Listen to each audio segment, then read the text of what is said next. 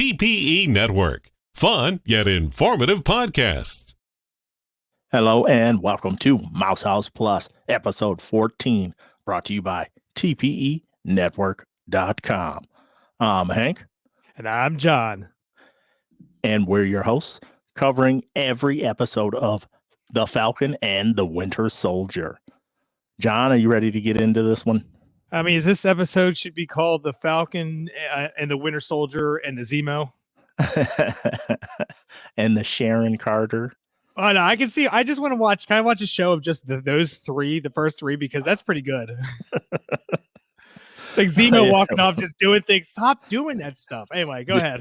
Just do your own thing. Act like we're not here. Oh, my goodness. All right. This one was titled Power Broker. Aptly named episode, if you ask me. The Global Repatriation Council, I had a hard time choking that one down, has a commercial on, and they are here to restore and rebuild. What did you think about that creepy commercial? You're right. I was actually getting a feeling of WandaVision and trying to figure out if it was real or not. But I know that there's organizations already working. Actually, the new Captain America is working for him. So, yeah. I mean, it sounded good, but it was kind of weird. I mean, I feel like I was watching like some sort of like medication video or trailer or commercial. That's exactly it. It was like one of those commercials. Oh my gosh, you hit the nail on the head. It was so like surreal and calm. That's why I was sitting there like, man, this is really freaking me out doing this. Mm-hmm. But I love that. New Cap, he interrogates that guy that told Carly that her and the Flag Smashers were like Robin Hood and such. He has tracked him down at least. And we got that situation going. And when the guy spit in his face, did you think the guy was going to accidentally die? No, but I thought his face was going to get caved in, and he only got a gut punch. So I thought for sure he was going to kill him. I was like, yep, he's dead. He'll kill him. Because he seems a little psycho, like he's going off the rails slowly. Mm-hmm. We'll see. Bucky wants to see Zemo alone. What did you think was going on there? I'm trying to figure out how they got in there in the first place. Zemo is like one of the biggest criminals there is right now in the entire world. And it's not like Bucky is on anyone's good list about getting into secure buildings. This is almost like when you were talking about how to get on the airfield. Right? How does anyone get an audience with Zemo, especially the one that basically was reactivated by Zemo in the first place? So yeah.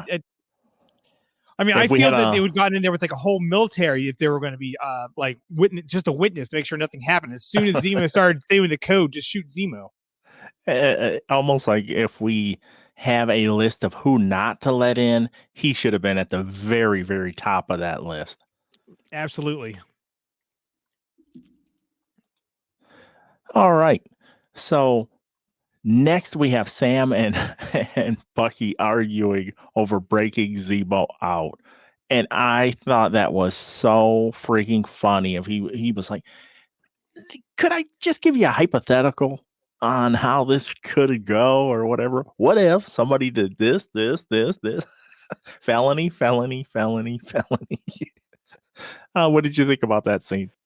That was good. That was a very nice way of showing Zemo's intelligence, and then where they met up in his let me see, his the vintage card collection, and he pulls out the golden gun. James Bond villain. Yep, perfect. And when Zemo was like, "Oh, the whole brainwashing thing, it was nothing personal." I'm like, how could it? You ruined this man's life. How could that not be personal? Yeah. But we finally got him. He dropped the oh no, I guess we get that in the next scene. Never mind. Which one? The go ahead. No, when he drops they're like, "You're rich? You have money?" He's like, "I was a baron." And we're like, "Oh, how about that? He's actually Baron Zemo." But if he has so much resources, how come he's been stuck in prison? Because how come they couldn't have done this? He had a lot of resources. No, I don't know. I have no idea.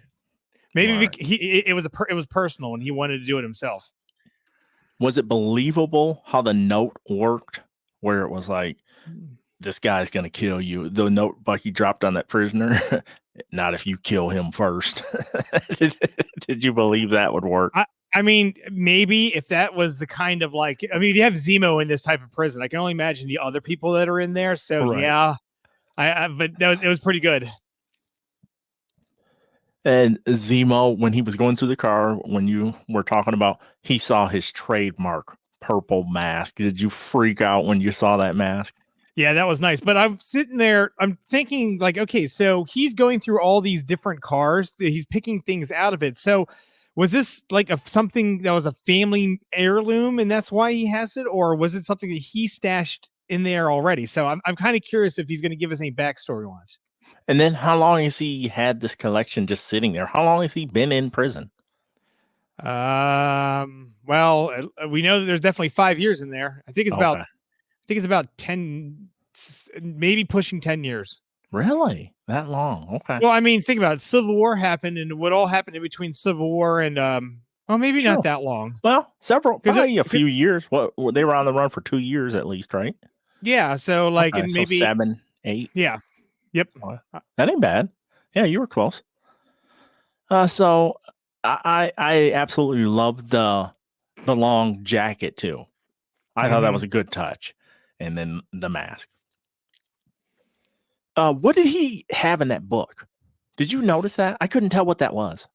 I thought that was very similar. It was like a white version of the black ticket thing he had in his other book that he gave to Bucky.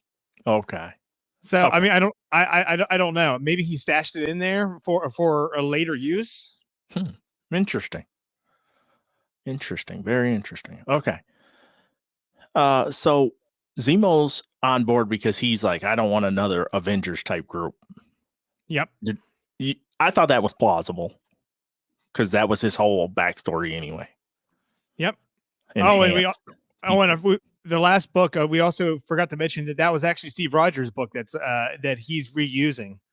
Yes, that's what I had gotten wrong. I thought that maybe he copied his own style of that book, but it being the same book made more sense and was cooler.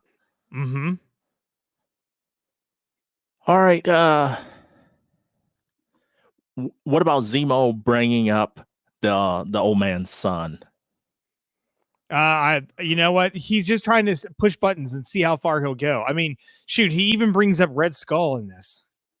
Yes, he did. That was I love that call out. That's coming up pretty quick here. But Zemo loving Marvin Gaye's music, it was almost surreal. It was so funny to me how he was like, breaking it down in a probably politically incorrect manner, but it was so funny to me. Yeah, and then Falcon's response, he's like, "That's wrong, but it's right." That's so wrong, but yeah, he's. I like it. What about Zemo bringing up Captain America's failures? Did you think he was just trying to drive a wedge in between those two, or is he just trying to get them off balance? I think he's trying to get him off balance, but it's not like he was lying. I mean, and he didn't, and they already warned him when he started that, and he didn't dive too deep into it. He just kind of say that, nobody is perfect. Right. Which is fair. And then this is when we got that Red Skull mention. Foreshadowing. Could Red Skull come back to the MCU or no? No, he's still trying to get the Soul Stone. He's stuck there forever. No, he's free. Remember? No, he's not free. He's still there. He's free. Who said he was free? He got freed when Black Widow was sacrificed. No, because he would have been free. Then in that case, then no, he was free when Thanos went. Right? Yes, he's free. I think he's stuck on that planet forever. All right, somebody back me up in feedback next week, please. Back me up. Back me up. I'm correct. All right, we get a Mad Rapport shout out. Mad Rapport. And ironically, Sam makes that Skull Island reference, and Godzilla versus King Kong just came out Wednesday. I thought that was Well, hilarious. well, actually, that's not in reference to that. There actually is a Skull Island in the Marvel universe. It's close to the Antarctic and the Savage Land.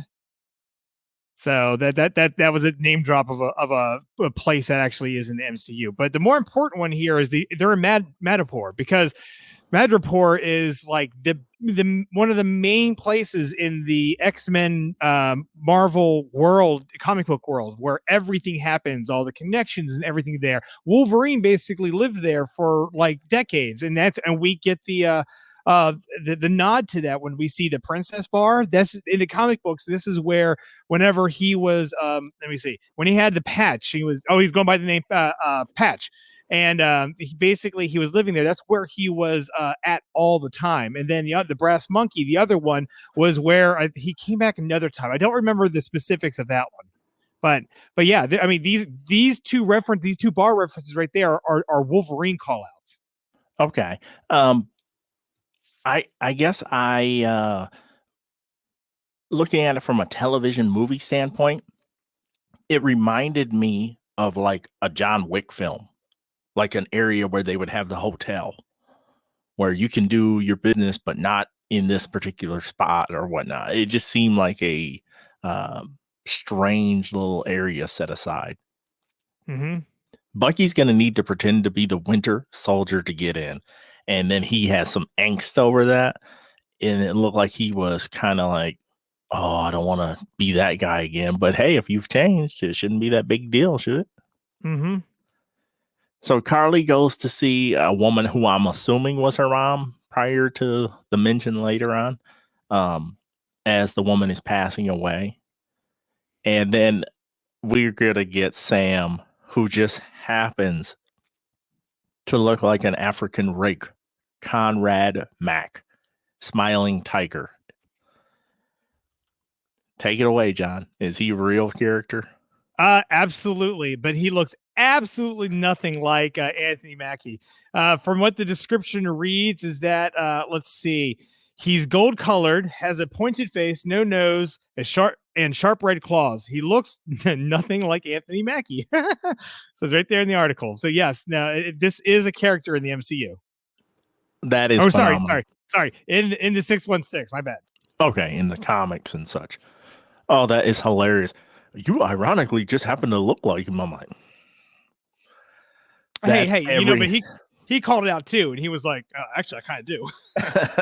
But that's every television series. They always have some character on a show where, man, you could fit, you could pass for so-and-so. Okay.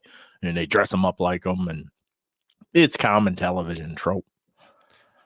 So we have Go ahead. No, go ahead. We have Hightown and Lowtown. I thought that was kind of corny, Well, I mean, no, because I mean, any place that's basically lawless like that's kind of how it runs. You got the people with the money, they're in Hightown, and then the people with that everything else that happens is in Lowtown. Then once again, we get the power broker is watching. Mm-hmm. I'm starting to think the power broker is either A, somebody that's on the screen an awful lot already, or B, a like computery type individual. What are you starting to lean towards on the power broker? Because how can the power broker be watching every single thing that transpires on any continent? I have no idea. This is just as much a mystery to me as it is to you. So I mean, it could be anything. I don't have any specific like speculation of what I think he should be. Or it don't even necessarily need to be a he. It could be a she. It could be an it. I have no idea. Yeah. Because I'm thinking it's somebody with some computer skills or something. Somebody that's got access to street cameras and this and that. I think it's going to be one of those type of villains. That's just my gut feeling so far. But it is now time to drink some snake venom or whatever that was. Snake guts or whatever. I don't know. What'd you think about that? I mean, I would have done it because you're just doing a shot. I mean, don't hesitate. I mean, he's supposed to play the part. And he's like, They should have known it wasn't him. Yeah. Beginning. It was so silly how they were like, everybody's just staring like, is he going to do it? And he finally did it. But the power broker doesn't want Zemo there. Just show the dang Tootin' power broker, please. I didn't like that. But Bucky gets to wreck some thugs, and I was questioning, has he truly changed, John? No, I mean, he's all that stuff has been like trained into him. I mean, I'm very positive that in any kind of specific situation, like it's going to be almost natural reflex. Okay. Now having him stop, like that's where we have to keep an eye on, because if it gets one of those things that if he keeps going, if he stays in some murderous rage, then yeah, then the programming is still there. But I mean, as long as he can stop, we'll see. Yeah. Selby knows Zemo was in prison, and then, but how does Selby not know what Smiling Tiger looked like or was like? Maybe not necessarily look like. Yeah, I don't know. I mean, the other thing too is I like Zemo's line that he drops right here. And he's like, "Oh, people like us, it just happens. It just, every single bad guy stereotype. Oh, look, they escaped somehow." It can't be working with the government. Yeah. So she said the doctor's name is Wilfred Nagel. And that's who has recreated or perfected, as he will say later, this super soldier serum. Is he a comic book character, John? Yes, and he is actually one of the big target ones that you would like to know about. So he was introduced as a World War II scientist who worked on the Project Rebirth, which was basically trying to recreate the super soldier serum. And he's the guy who tried to recreate and experimented on 300 black men in order to get at least one superhuman. So says this article that I'm reading. And apparently he is an immoral. So yeah. But how they've got him here? Yes, he did help make it, but and it's completely possible. No. He says he got the blood. He didn't say anything about actually being able to do that except for the 20. But yeah, he had a part in that. So yes, this is a character too. Okay, crazy. The bonehead moment of any episode ever. Sam's phone rings. Plausible or not plausible? I thought that was the stupidest thing I've ever seen, I think, on this series. Yeah. Why would you even take your phone with you? Because, I mean, he's already concerned that the U.S. government was tracking Red Wing. Right. So tracking capabilities, somebody goes through and just looks through your contacts. They usually take your phone from you when you go to these missions. Yeah. It was so unbelievable. And unless they're trying to say well, Sam's in the military, but he's not used to clandestine work. Maybe that's what they were going for. I don't know. I thought that was so stupid. And then she's like, put it on speakerphone. That made no sense to me. I thought that was kind of a little detour in this episode, this otherwise great episode. Mm-hmm. So Power Broker puts a bounty on them somehow instantaneously. But Sharon Carter shows up to save the day, and she is pretty mad about them ruining her life. She kind of throws back in their face, like, I got the shield for you. I got the wing, or, I got the wing, or got the shield for Captain, got the wings for you. And then I get left out, hung out to dry. No. She said, and I so you could save him that was stopping him from trying to save him or something like that. Yeah. So all for nothing. Yeah, essentially. And in her little shop, Sam is Googling the paintings in there too. That was kind of dumb too, though.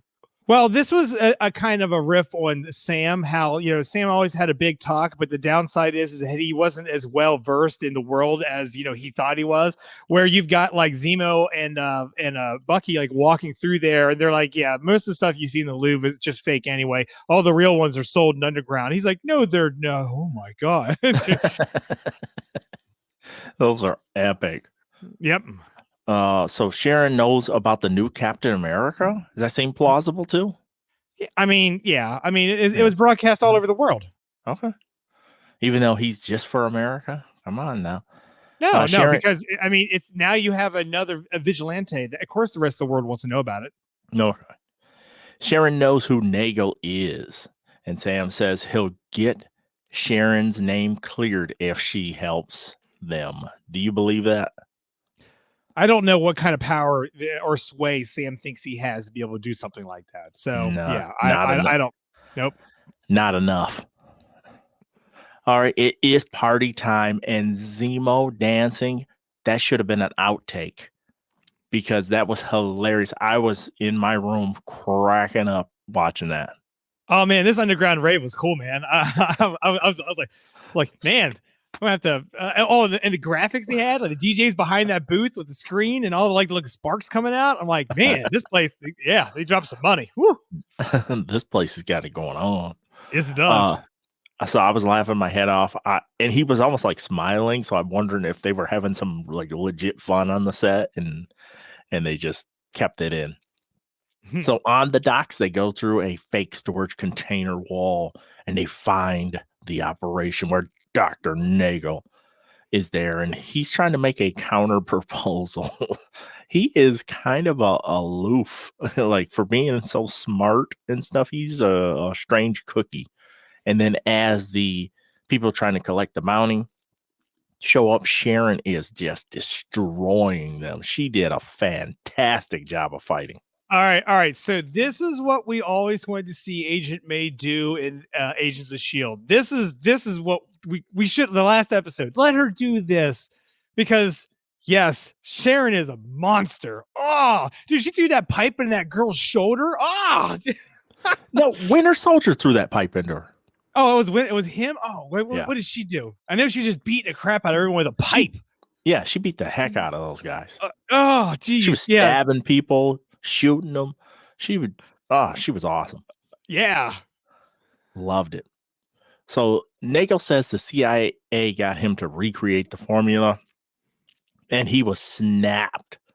I thought that was a weird deal, like. Yeah, I was working on this stuff and then poof, bye. I mean, if you think about it this way, the whole world was in chaos. So it's not like they were probably interested in getting the super soldier serum up and running. They just lost half of everyone. So I can definitely see exactly what he said happening, where they were like, yeah, I had it. I come back and yeah, of course they scratched it because the world fell apart. And this is another person that knows who the power broker is because he was hired by the power broker. He made 20 vials, and Carly has all 20, correct? That's right. Okay. And she asked him to help Sonia Madani. That is the woman with the tuberculosis that is dying.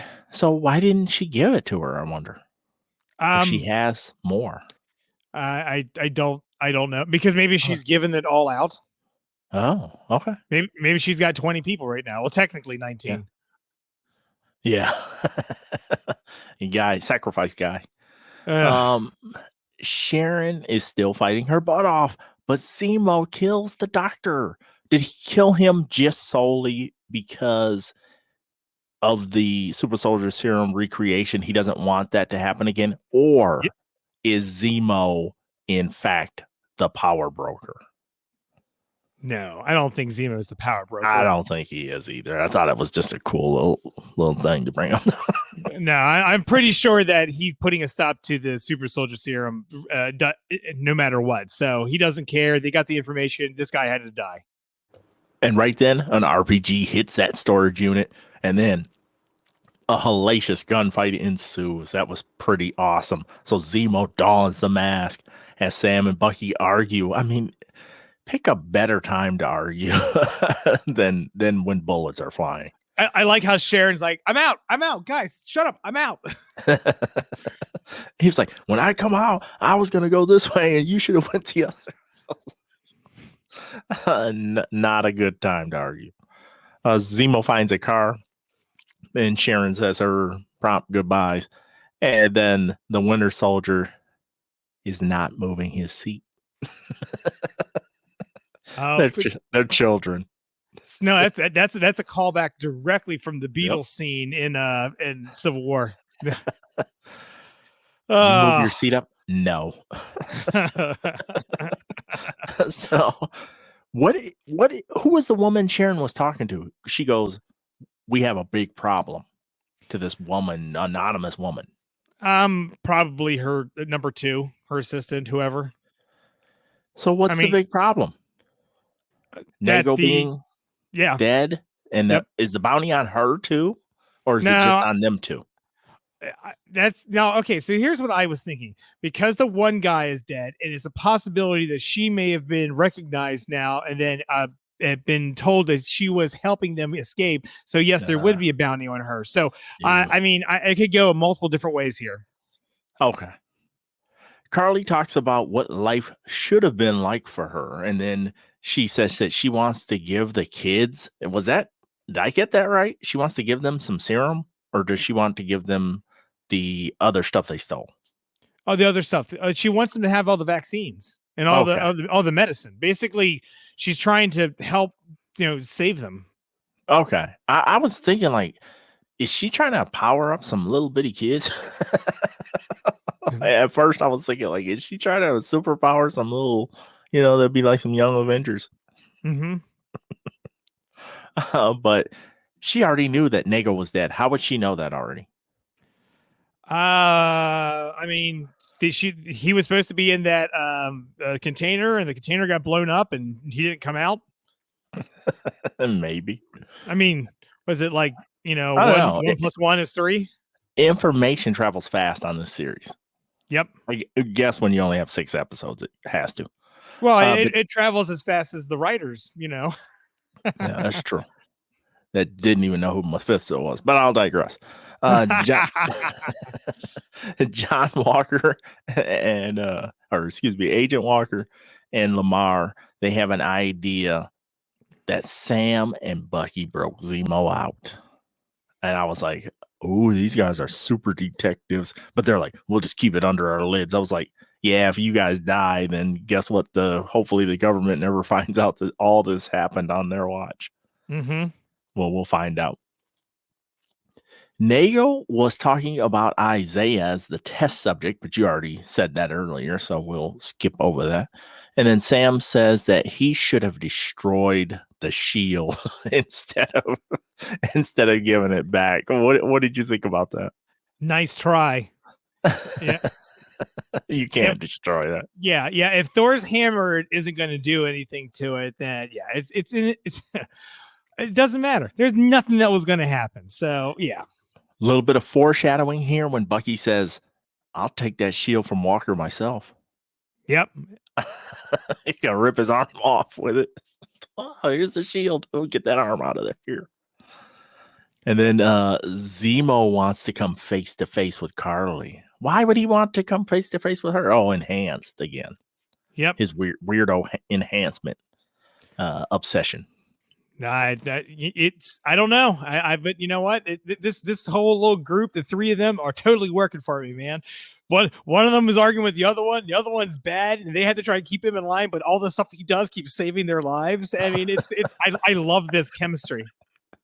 It is pretty fun. Now, this is the part that really didn't make sense to me because they've painted Carly as a sympathetic figure this whole time, and then she mass murders people with an explosion of her car. Yep, I think that was kind of the point. They're trying to confuse everyone to see what her real intentions are. So still redeemable character, John, or no?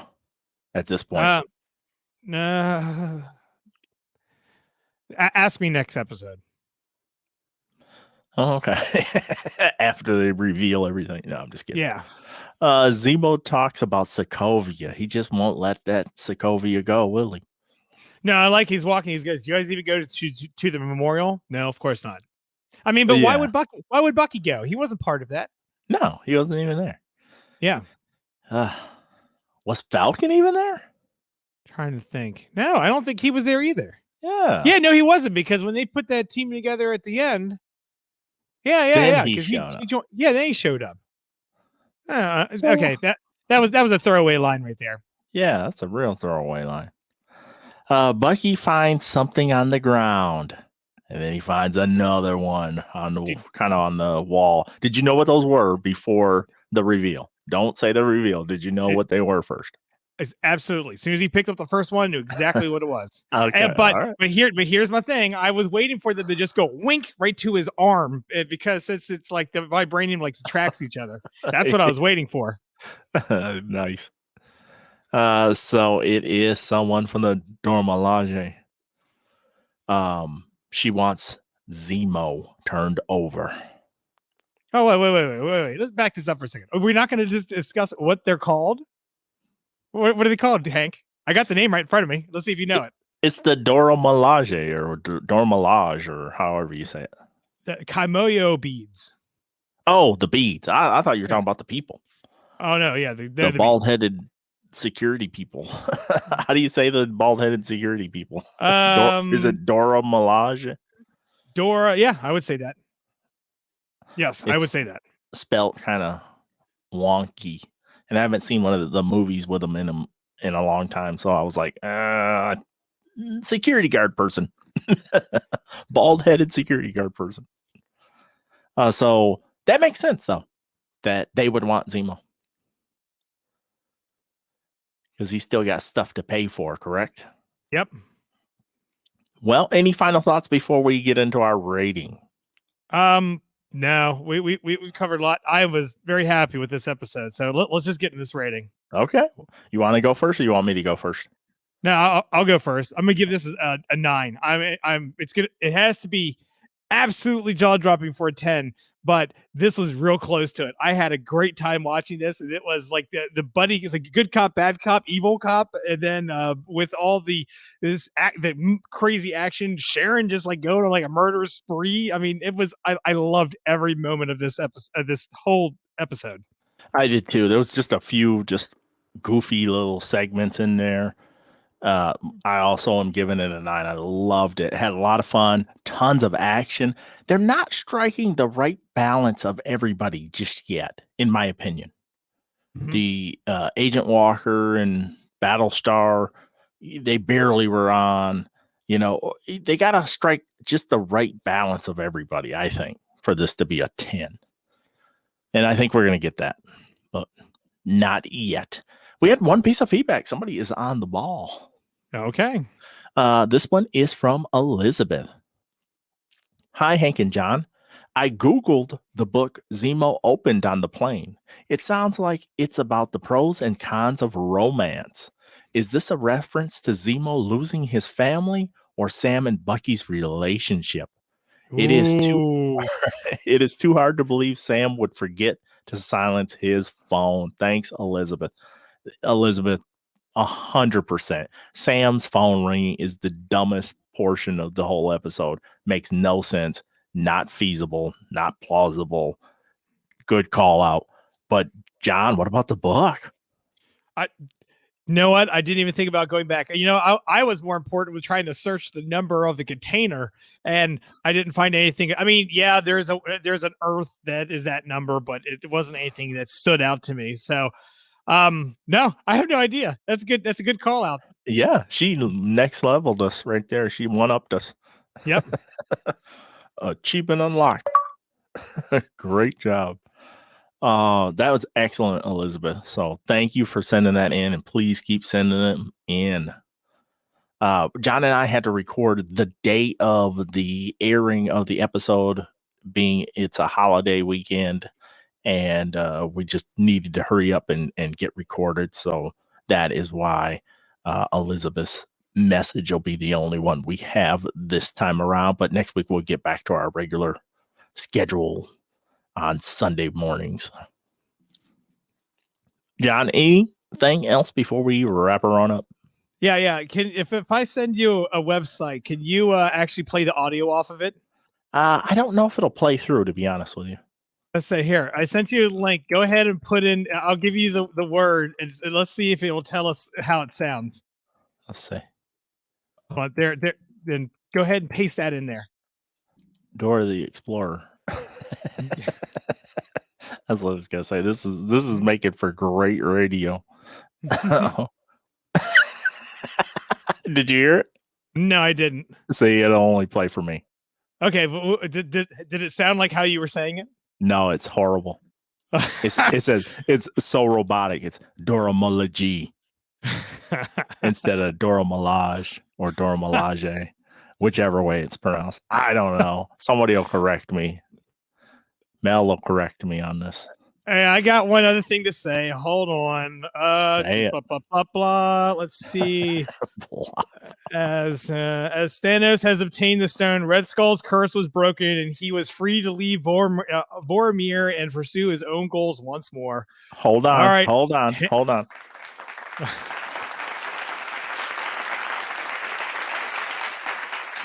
Outstanding. Thank you. But in the alternate timeline that they created, he got put back there after Captain America brings the stone back. So apparently, if the stone comes back, then he gets sucked back there again. Are you sure about that? Is that MCU canon? Yeah.